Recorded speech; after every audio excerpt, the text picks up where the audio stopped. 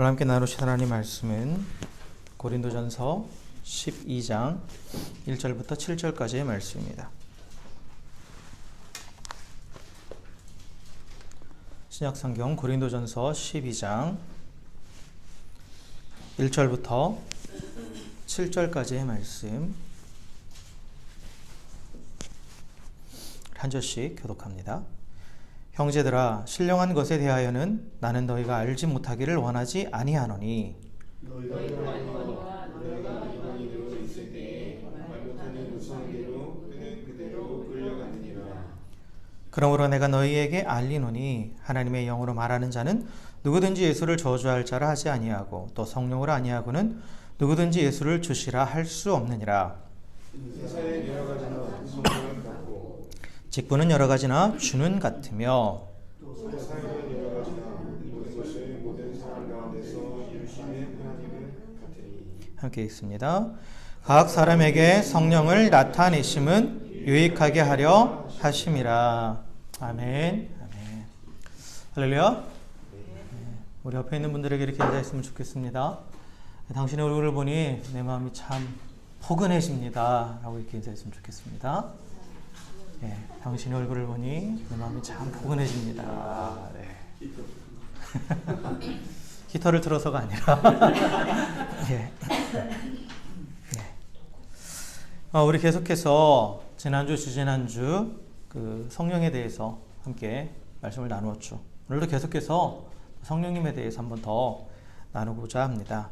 그래서 우리가 지지난주에 보혜사 성령님, 우리가 이 땅 가운데 그리스도인으로 살아갈 수 있도록 도와주시는 그 성령님에 대해서 함께 말씀을 나눴고, 그리고 성령 충만에 대해서 지난주에 말씀을 나눴죠. 그래서 성령께서 이끄시는 삶, 성령께서 우리를 하나님의 사람답게 살아가도록 이끄시는데, 그렇게 지속적으로 그 성령의 이끄심을 따라 살아가는 삶이 성령 충만한 삶이라고 말씀을 나누었습니다. 그리고 오늘은 이제 그 성령 충만한 삶을 살아가는데 하나님께서 우리 가운데 주시는 그 능력, 즉 그 성령의 은사에 대해서 오늘은 좀 살펴보고자 합니다.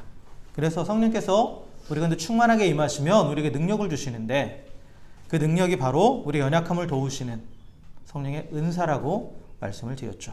그래서 성경은 우리에게 성령의 은사를 사모하라고 말해요. 사모하라고 그렇게 말씀하시는데, 왜 사모하라고 하시냐면, 우리 계속해서 말씀 나눈 바와 같이 우리가 이 땅 가운데에 성도답게 또한 교회답게 살아가는 데 있어서 우리의 힘으로는 그게 한계가 있기 때문에 그래서 그것을 우리가 감당할 수 있도록 성령께서 우리 가운데에 힘을 주시도록 우리가 날마다 간구하는데, 그게 바로 또한 은사를 간구하는 것, 은사를 사모하는 것이죠. 그래서 우리가 성령의 은사를 사모한다라는 것은 곧 성령님을 인정하는 거예요. 성령님을 인정하는 것으로부터 성령 충만한 삶이 시작된다고 그랬죠. 그래서 내게 능력 주시고 힘 주시는 그 성령님을 인정하는 것이 곧 성령의 은사를 사모하는 것입니다. 그래서 계속해서 성경은 우리에게 그 은사를 사모하라고 말해요. 사모하라고. 그런데 그 은사를 사모한다라는 것이 과연 무슨 뜻이고, 그리고 은사가 무엇인지에 대해서 우리가 좀 알아야 될 필요가 있습니다. 그래서 오늘은 은사에 대해서, 특별히 성경이 말하는 영적인 은사, 또 성령의 은사라고 말하는 그 부분을 우리가 한번 정확하게 좀 살펴보도록 하겠습니다. 먼저 우리가 흔히 은사라고 말할 때, 은사는 그 영적인 은사와 자연적인 은사로 두 개로 나눌 수가 있어요. 크게 영적인 은사와 자연적인 은사가 있는데, 우리가 말하는 성령의 은사는 곧 영적인 은사예요. 그러니까 우리가 다루고자 하는 성령의 은사는 영적인 은사고, 자연적 은사는 뭐냐면 우리가 흔히 말하는 재능을 말해요. 재능. 그러니까 모든 인간이 그리스도인이든 아니든 간에 태어나면서부터 가지고 태어나는 그 재능이 있죠.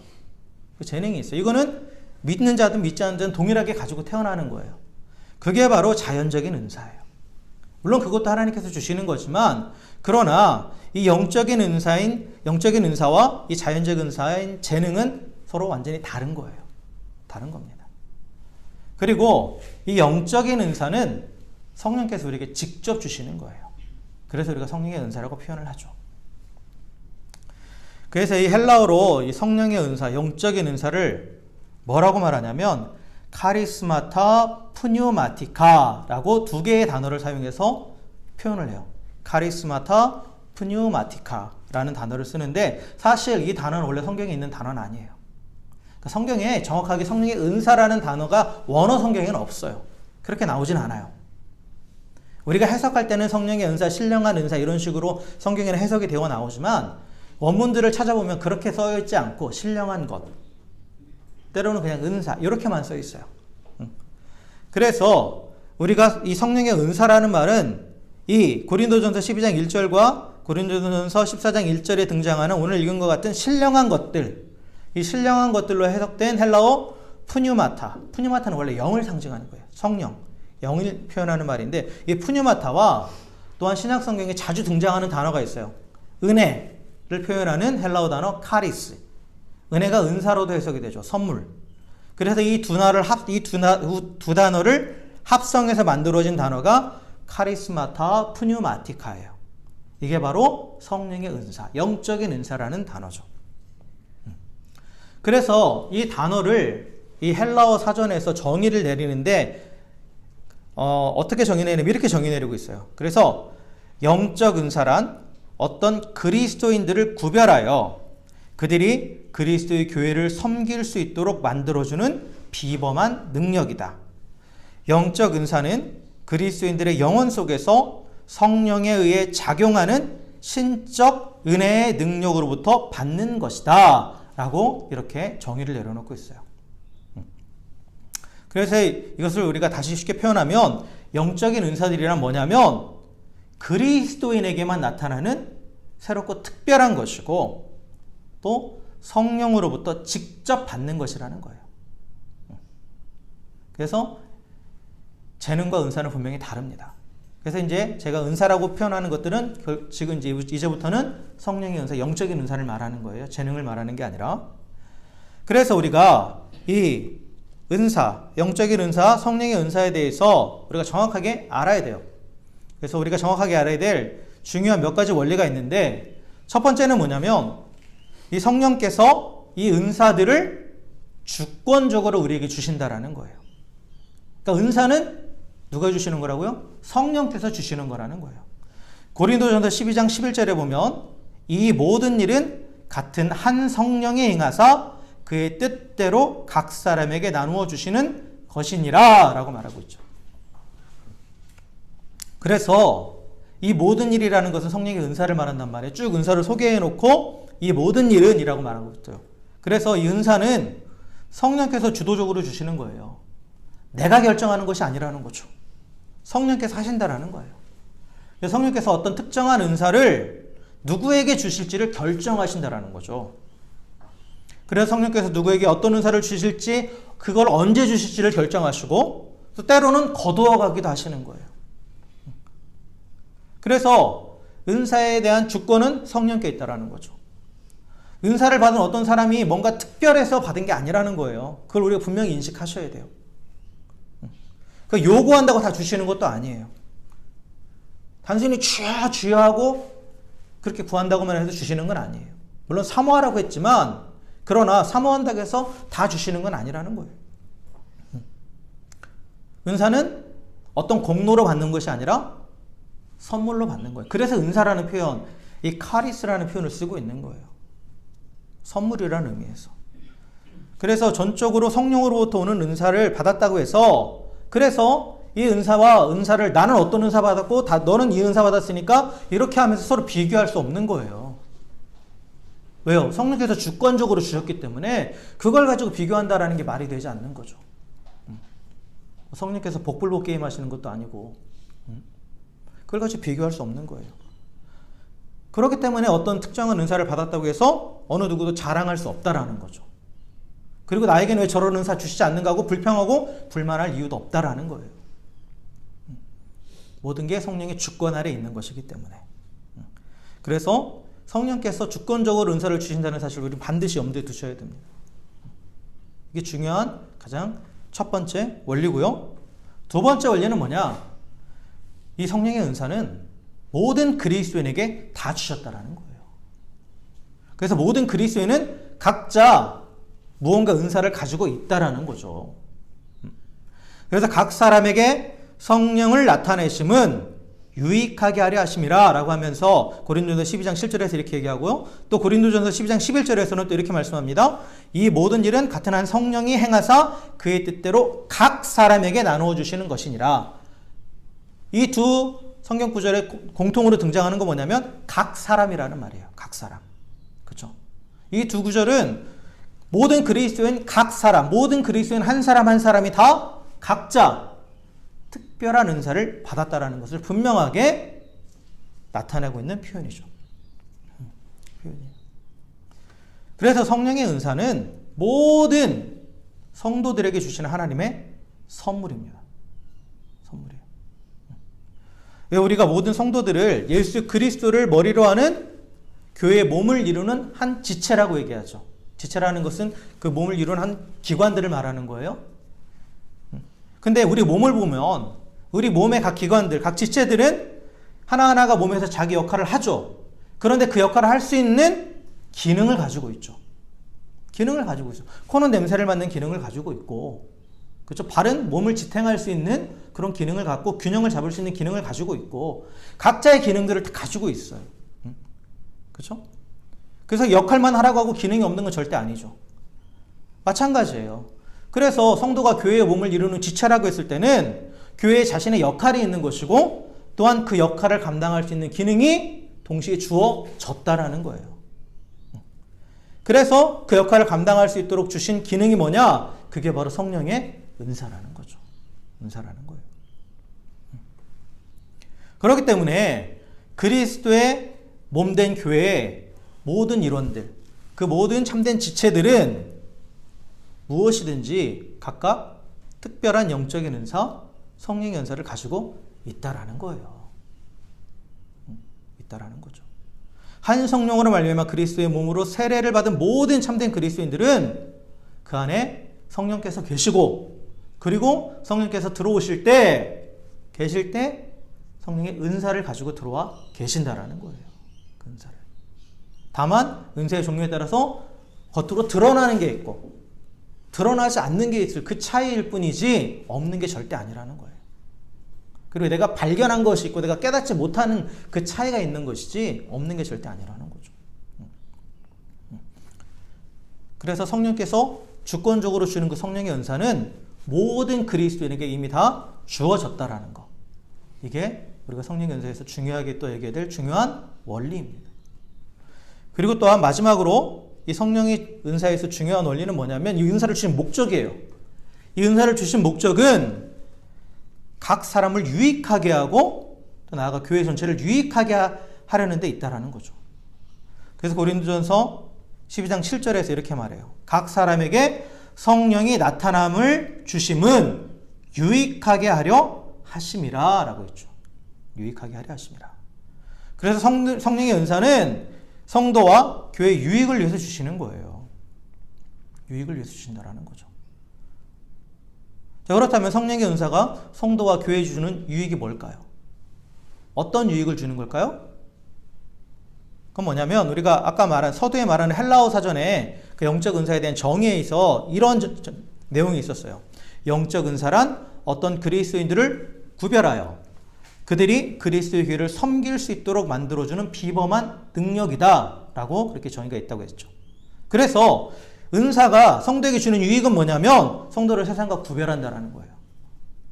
세상과 다르게 살게 한, 다른 삶을 살 수 있도록 성도답게 세워주는 역할을 한다는 거예요. 그게 은사가 성령에게 주는, 은사가 성도에게 주는 유익이에요.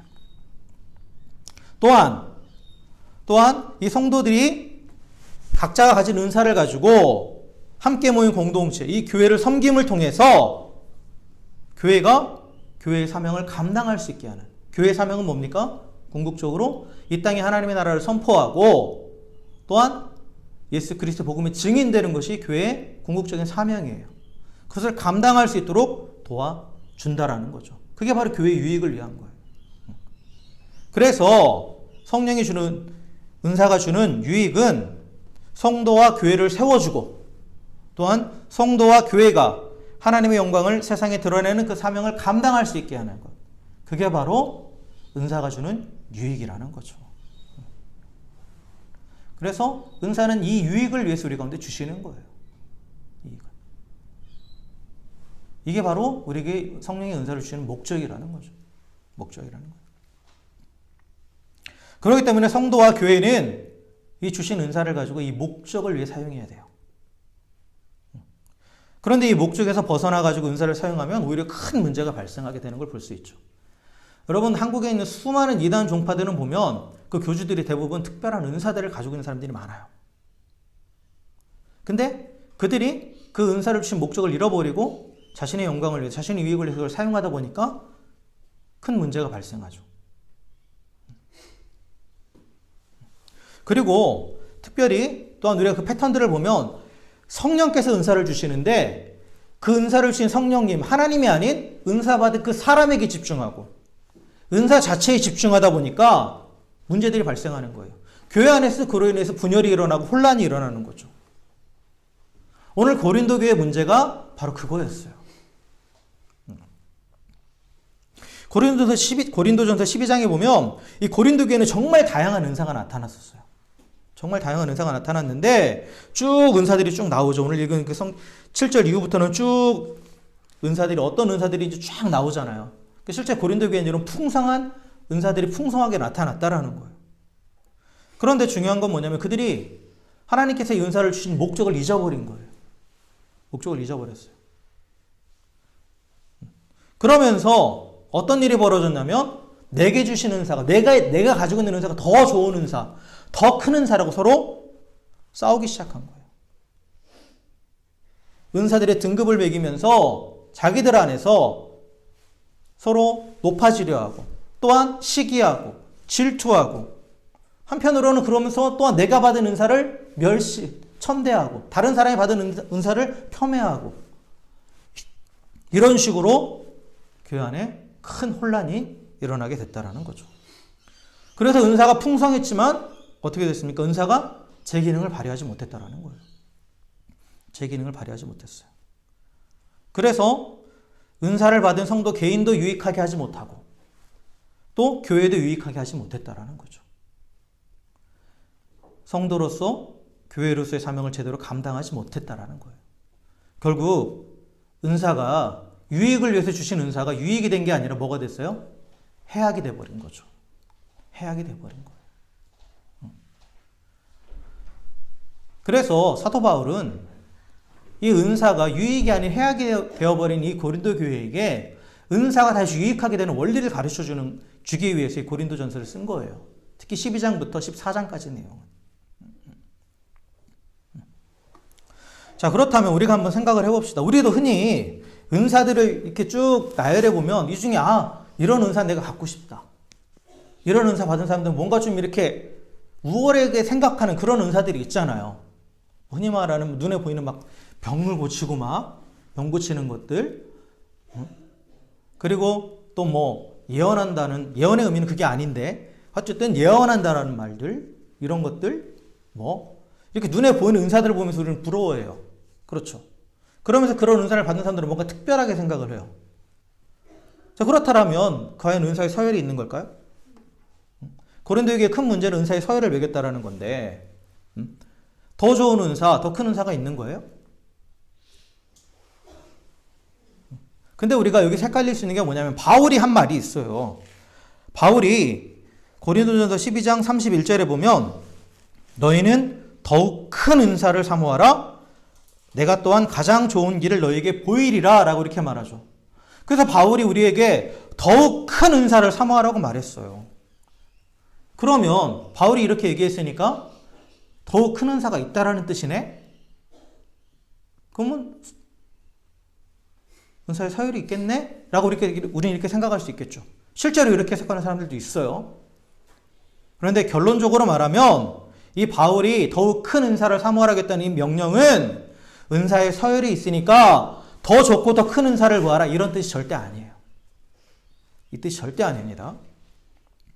우리가 아까도 이 은사의 원리에 대해서 말할 때 은사는 성령님께서 주권적으로 주시는 거라고 했잖아요.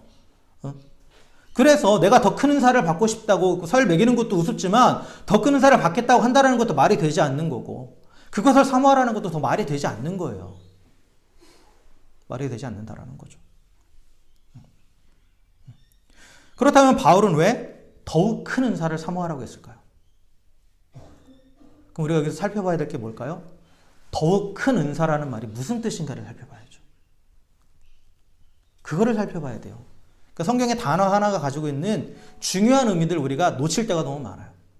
그냥 문자 있는 그대로 또 해석되어 있기 때문에 보이지 않는 부분들이 분명히 있단 말이에요. 우리는 그것들을 들여다봐야 돼요. 그래서 이 더욱 큰 은사라고 했을 때 이 큰 은사라는 말은 본문에 보면 원문에 보면 복수형으로 돼 있어요. 단수가 아니라 복수예요. 가장 좋은 은사라고 했다면 단수가 되어야 돼요. 더 베스트는 하나죠.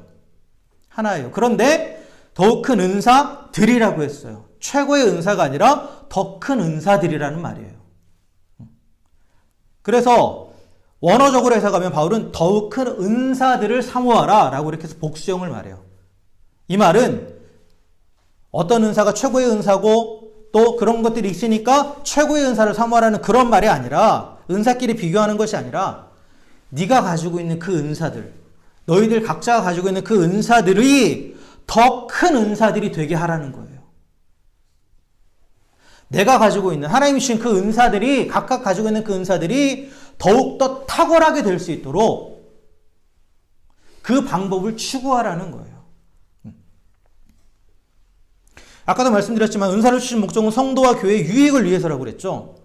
그래서 그 목적에 충실한 은사가 그 목적에 충실하게 은사를 사용할 때 그 은사가 어떻게 되는 거예요? 더욱 큰 은사가 되는 거예요. 더 탁월한 은사가 되는 거예요. 그러니까 주신 은사를 가지고 자신뿐 아니라 교회에 크게 유익을 끼칠 때 그 은사가 더욱 탁월하게 된다는 거죠. 그게 더욱 큰 은사가 된다는 그런 의미예요.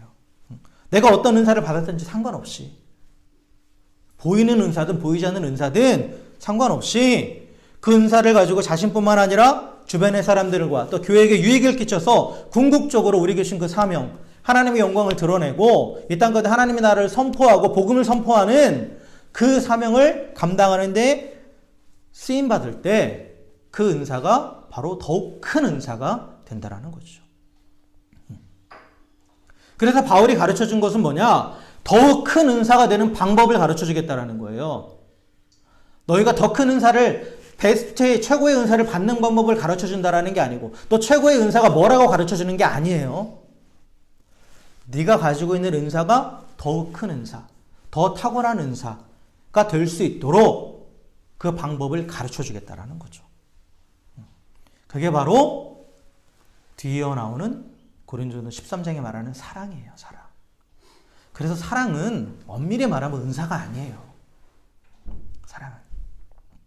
사랑이 은사라고 그러면 사랑의 은사를 받은 사람은 사랑하는 거고 사랑의 은사를 안 받은 사람은 사랑 못한다고 나는 사랑의 은사가 없다라고 핑계할 수 있겠죠.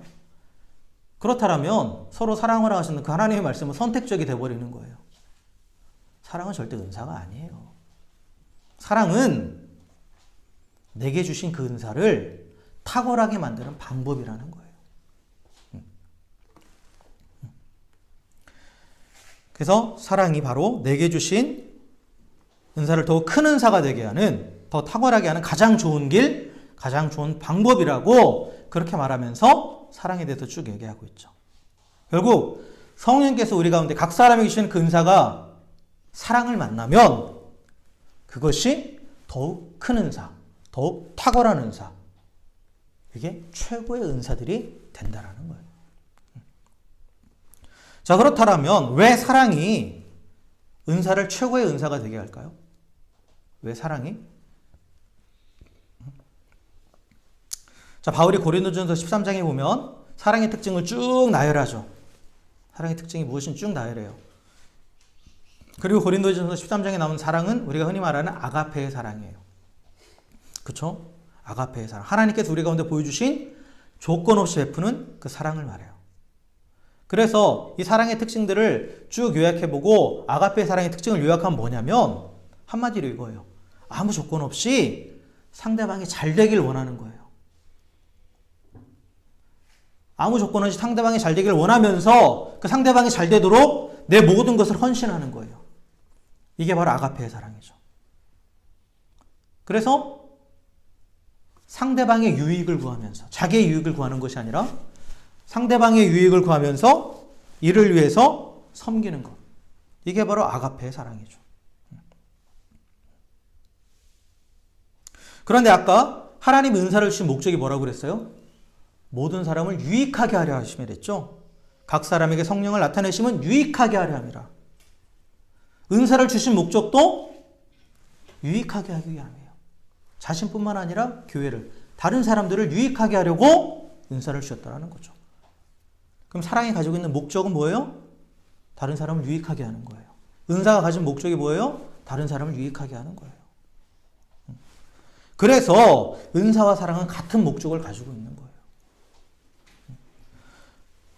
그렇기 때문에 이 사랑이 은사가 제 기능을 발휘할 수 있도록 하는 그러한 동력이 된다는 거죠.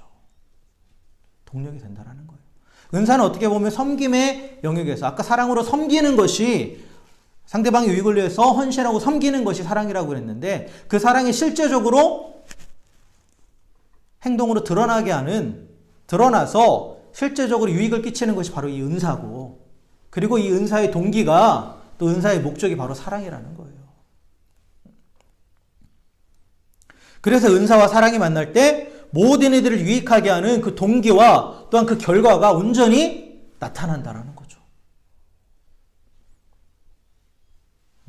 그 목적이 온전히 이루어진다는 거예요. 그래서 은사는 사랑을 통과해야 온전히 그 역할을 감당할 수 있다는 거예요. 그래서 고린도전서 왜 13장 사랑에 대해서 얘기하면서 처음에 사랑이 없으면 은사가 아무 소용없다라는 그런 말을 먼저 하잖아요. 처음부터 사랑은 어쩌고저쩌고 얘기 안 하고. 그게 바로 이런 뜻이에요. 사랑을 통과하지 않은 은사는 제 역할을 할 수 없다라는 거죠. 사람을 유익하게 할 수 없다라는 거예요. 자, 그렇다면 은사와 사랑이 만났을 때 어떤 일이 벌어지는지 이 원리에 대해서도 또 한번 살펴보겠습니다. 은사와 사랑이 만났을 때 이게 어떻게 우리 가운데에 작용해서 우리를 어떻게 유익하게 하는지. 자, 고린도전서 14장 1절을 보면 바울이 이렇게 얘기합니다. 사랑을 추구하며 신령한 것들을 사모하되 특별히 예언을 하려고 하라라는 말이 있어요. 그렇죠? 그러면서 예언을 강조하는 그런 내용들이 쭉 나와요. 자, 그렇다면 여기서 언뜻 이 말씀을 언뜻 보면 우리가 예언의 은사가 그럼 최고의 은사인가? 라고 생각할 수 있어요. 그렇죠? 그래서 예언하기를 사모하라 라는 그런 명령으로 들릴 수 있다는 거죠. 그런데 이 말씀을 잘 들여다보면 사실 그런 뜻이 아니라 보세요. 이 말씀은 사랑과 신령한 것들, 즉 사랑과 이 은사가 만나면 그것이 뭐가 된다고요? 예언이 된다라는 거예요. 그것이 예언이 된다라는 거예요. 사랑을 추구하며 신령한 것들을 사모하면 그것이 예언이 된다라는 그런 의미를 품고 있어요. 그렇다면 우리가 예언의 의미를 정확하게 알아야겠죠. 예언. 성경이 말하는 예언은 하나님의 뜻을 보여주고 하나님의 뜻을 가르쳐주는 거예요. 우리가 흔히 예언하면 단순히 미래의 일을 가르쳐주는 걸로 생각하죠. 마치 점치듯이. 그래서 이렇게 좀 이제 어떤 기도원 광고 같은 거 보면 와 보라 하면서 예언, 신유 뭐 그런 은사들이 막 그 기도원 원장하기 있다고. 그럼 우리는 뭘 기대해요? 나의 미래의 일을 가르쳐주기를 기대하잖아요. 그렇죠? 근데 성경의 예언을 보면 선지자들의 예언을 보면 물론 미래적인 요소도 있어요. 그런데 그 미래적인 요소는 현재에 대한 당연히 따라오는 결과를 얘기하는 거예요. 기본적으로 뭐를 얘기하냐면 현재 너희들의 상태가 뭐라는 걸 가르쳐줘요. 하나님의 말씀에 비춰서 하나님의 뜻이 이건데 지금 너희는 이렇게 하고 있다. 너의 상태는 지금 이렇다. 그러니까 결과는 이렇게 될 것이다 라고 얘기해 주는 거예요. 그게 구약 성경에 나온 선지자들의 예언의 동일한 패턴들이에요. 현재와 상관없이 미래만 얘기하지 않아요. 미래는 현재의 결과니까요. 결국 하나님 말씀에 비춰서 지금 나를 보게 해주는 거예요. 예언은. 하나님의 뜻이 무엇인지 가르쳐주고 그 말씀에 비춰서 네가 지금 어떤 상태다 라고 가르쳐주는 게 예언이에요. 그러면서 궁극적으로 예언의 목적은 하나님을 드러내는 거예요. 하나님이 어떤 분인지, 그리고 그 안에서 내가 어떻게 해야 되는지, 그래서 하나님의 빛이 비춰질 때 나를 발견해야 되고 내가 제대로 세워지도록 도와주는 게 예언이에요. 그래서 예언은 그 안에 어떤 요소가 있냐면 하나님을 드러내는 계시의 요소가 있어요. 하나님이 어떤 분인지, 하나님 뜻이 무엇인지를 분명하게 드러내주는 계시의 요소를 가지고 있어요. 그리고 예언의 목적이 뭐냐면 고린도전서 14장 3절에 보면 예언하는 자는 사람에게 말하여 덕을 세우며 권면하며 위로하는 것이다 라고 말하죠. 덕을 세우고 권면하고 위로하는 것이 예언이래요. 그렇다면 이 예언 안에는 뭐가 필수적으로 들어가냐면 덕을 세우고 권면하고 위로하는 것은 사랑이 없으면 할 수 없어요. 사랑이 없으면 할 수 없어요. 사랑이 없으면 덕을 세우고 권면하고 위로하는 것이 아니라 뭐가 돼요? 비난과 정죄가 되는 거예요. 비난과 정죄가 되는 거죠. 여러분, 권면과 비난의 차이는 딱 하나예요. 똑같은 팩트를 말하는데 그 팩트에 사랑이 있느냐, 그 팩트를 전하는데 사랑이 있느냐 없느냐의 차이로 그게 비난이 되기도 하고 권면이 되기도 하는 거예요. 그래서 예언에는 사랑의 요소가 있어요. 그래서 예언의 큰 두 가지 요소는 뭐냐? 계시와 사랑이에요. 계시와 사랑. 그래서 하나님의 계시와 사랑이 만날 때 그것이 예언이 되는 것이고, 그 예언을 통해서 사람들이 자신을 보면서 또한 자신의 잘못들을 보게 되고, 그로 인해서 또한 돌아오고 고치고 고쳐지고 회개해서 또 고침받고, 그래서 다시 살아나고 세워지는 거예요. 그게 예언의 목적이고 예언이 작용하는 원리들이에요. 그런데 고린도전서 12장 7절에 보면 은사를 뭐라고 표현하냐면 은사는 성령의 나타나심이라고 얘기해요. 성령의 나타나심. 성령은 하나님의 영이죠. 은사를 통해서 뭐가 나타난다고요? 성령께서 나타나신다라는 거예요. 하나님이 나타나신다라는 거예요. 즉 은사는 뭐예요? 계시예요. 계시예요. 하나님께서 우리에게 주신 은사는 그 은사들의 내용을 다 들여다보면 결국은 뭐냐? 하나님이 어떤 분인가를 가르쳐 주는 거예요. 하나님의 능력과 성품이 무엇이다라는 것이 하나하나 분해됐다는 표현은 그렇지만 각 은사들 안에 그 하나님의 성품과 그 하나님의 능력들이 다 들어가 있는 거예요. 그렇기 때문에 은사는 하나님을 드러내는 계시라는 거죠. 계시. 그래서 우리에게 주신 그 은사가 사랑을 만나면 뭐가 되는 거예요? 예언이 되는 거예요. 예언이. 그래서 우리에게 주신 내가 가지고 있는 그 성령의 은사를 가지고 내가 사랑으로 누군가를 섬길 때 그것이 그 사람에게 뭐로 작용하는 거예요? 예언으로 작용하는 거예요. 예언의 역할을 한다라는 거죠. 그래서 하나님을 드러내게 되고 또한 그 하나님의 비단에서 스스로를 보게 되고 그 안에서 위로받고 권면받고 때로는 또 하나님의 책망도 받지만 그 가운데에 회개하며 돌아감으로써 그 영혼이 다시 회복되고 살아나고 세워지는 그러한 일들이 일어난다는 거죠. 그렇게 함으로써 모든 이에게 유익을 끼치는 거예요. 하나님이 우리에게 주신 그 사명을 이루게 되는 거죠. 우리의 은사와 또한 사랑이 만나서 예언이 되었을 때 결국은 모든 이들을 유익하게 하라는 그 하나님의 목적이 또 사랑의 목적이 달성되고 이를 통해서 하나님의 영광이 드러나고 하나님의 나라가 선포되는 그 사명이 이루어져 간다는 거예요. 그렇기 때문에 바울이 이렇게 말한 거예요. 사랑을 추구하며 신령한 것을 사모하라. 그러면서 특별히 예언을 하라라고 이렇게 명령한 거죠. 사랑을 추구하며 신령한 것을 사모할 때 그게 만나서 예언이 될 수 있도록 하나님을 드러내고 사람을 살리는 역할을 감당할 수 있도록 그렇게 하라는 거예요.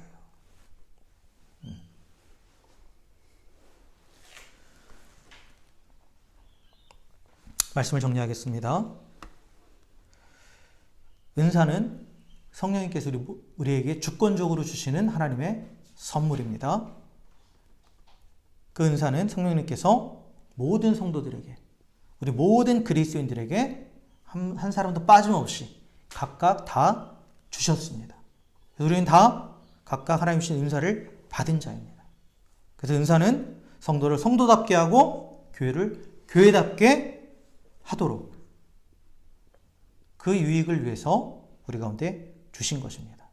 그래서 성도가 성도답게 되고 교회가 교회답게 될 때 성도와 교회가 하나님의 영광을 세상에 드러내고 하나님의 나라를 세상에 선포하는, 그래서 하나님이 주신 그 사명, 땅끝까지 이르러 내 증인이 되라고 하시는 그 사명을 완수할 수 있게 되는 것이죠.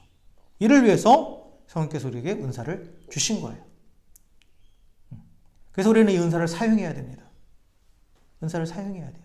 내게 주신 은사가 무엇인지 하나님 앞에 물으며, 또 그 은사가 드러나든 드러나지 않든, 내가 보기에 저게 더 좋아 보이든 내게 좀 약해 보이든 그거와의 상관없이 하나님이 모두에게 그 역할을, 각자의 역할을 위해서 주신 것이기 때문에 감사하면서 그 은사를 우리가 사용해야 된다는 거예요.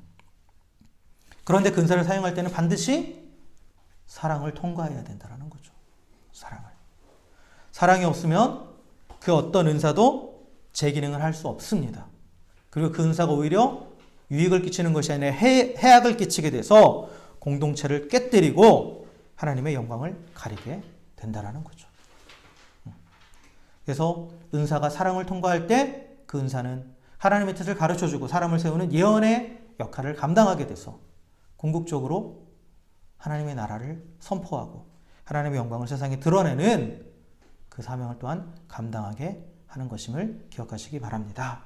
그러기 위해서 사랑이 항상 함께 가야 된다는 것, 이 사실을 반드시 기억하시기 바랍니다.